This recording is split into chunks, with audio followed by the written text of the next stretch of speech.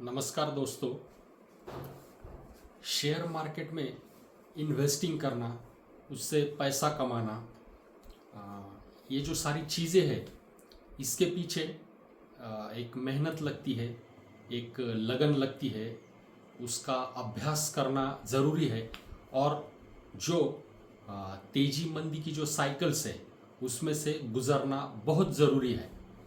हमें share marketing में investing करते वक्त उसके एक 25-30 साल का जो साइकिल्स है उसका स्टडी करना बहुत ज़रूरी है।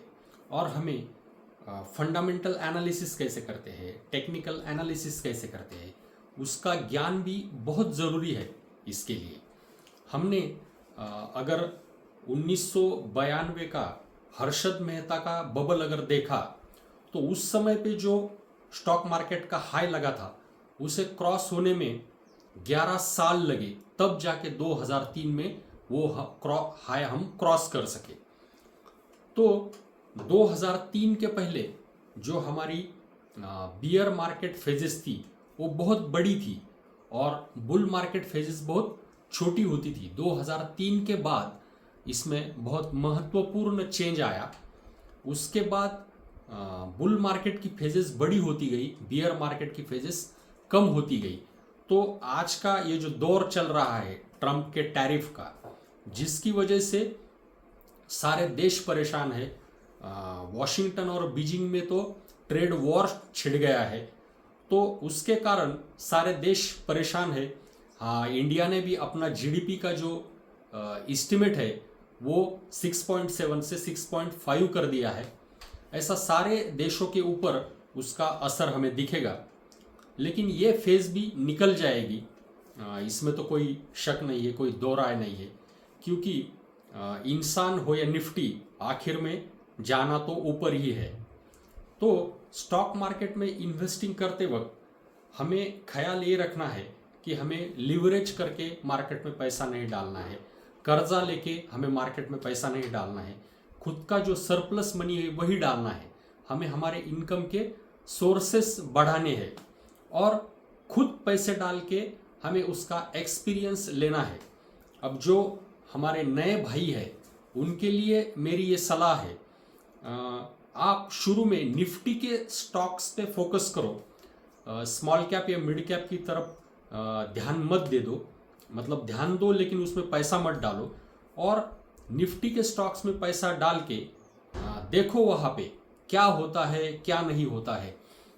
जब आपको एक 4-5 साल का एक्सपीरियंस होगा, एक बुल मार्केट एक बियर मार्केट आप देखोगे, तब आपको सही मायने में उसका एक सेंस आएगा।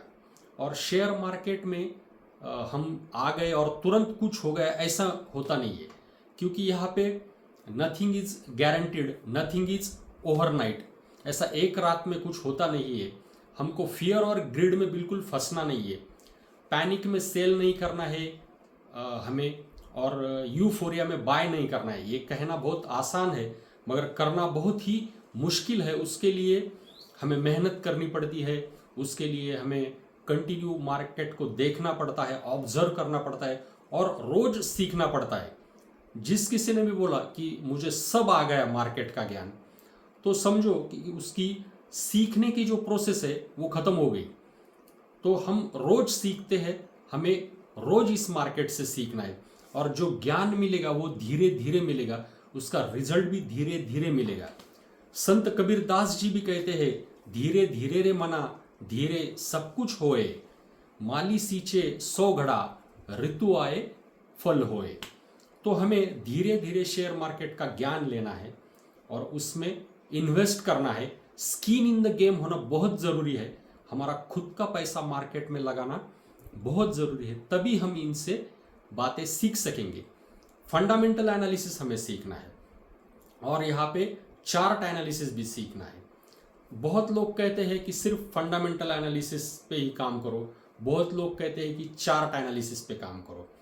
मेरा खुद का ये अनुभव और मेरा खुद का ये कहना है कि दोनों भी चीज़ें सीखना हमें ज़रूरी है। क्यों ज़रूरी है वो मैं तुम्हें बताने वाला हूँ। फंडामेंटल एनालिसिस में हम क्या करते हैं, हम पी रेशो देखते हैं, ईपीएस देखते हैं, प्राइस टू बुक देखते हैं, कैश फ्लो देखते हैं, हम टॉप लाइन देखते हैं, बॉटम लाइन देखते हैं, year on year top line कैसी है, quarter on quarter top line कैसी है, year on year profit growth कैसी है, ये सारी चीज़ें हम देखते हैं। मैनेजमेंट देखते हैं, मैनेजमेंट की क्वालिटी देखती है। इन सारे बातों से हमें ये समझ में आता है कि कंपनी कैसी है, कंपनी की क्वालिटी कैसी है, कंपनी कब तक रहेगी, उसमें सेक्युलर ग्रोथ रहेगी कि नहीं रहेगी, ये हमें पता चलता है। तो हमें कौन से सेक्टर में, कौन से कंपनी में पैसे डालना है, ये हमें उससे पता चलता है। लेकिन हमें जो कब पैसा डालना है, तो ये तो बात हमें चार्ट एनालिसिस से ही पता चलती है। कब पैसा डालना है, तो जब हम चार्ट एनालिसिस करते हैं तो हमें समझ में आता है कि जब मार्केट डाउन ट्रेंड में आता है तो कुछ इंडिकेटर होते हैं, कुछ चार्ट पैटर्न होते हैं, कुछ रिवर्सल पैटर्न होते हैं, तब हमें समझ में आता है कि इस अच्छे कंपनी में, इस अच्छे सेक्टर में हमें कब पैसा डालना है। तो इसके बारे में हम आगे बात करेंगे। मैं तुम्हें स्टेप बाय स्टेप सारी बातें बताऊंगा। तब तक के लिए इन्वेस्टेड रहिए, मार्केट का अभ्यास करते रहिए और इस वेल्थ क्रिएशन की जर्नी में हमारे साथ बने रहिए। तब तक के लिए धन्यवाद।